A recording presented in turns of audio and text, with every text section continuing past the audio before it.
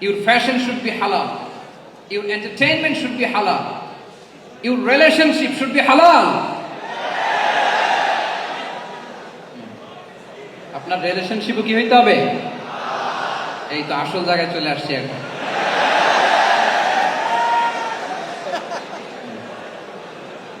হালাল রিলেশনশিপ কোনটা?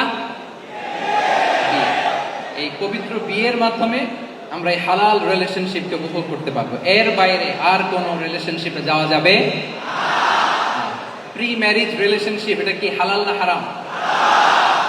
ফতোয়া আপনারাই দিয়ে দিচ্ছেন, বলেন বিবাহ বহির্ভূত যে কোনো রিলেশনশিপ হালাল নাকি হারাম? এক্সট্রা ম্যারিটাল যে কোনো রিলেশনশিপ বলেন হালাল নাকি হারাম? সাবধান হইতে হবে।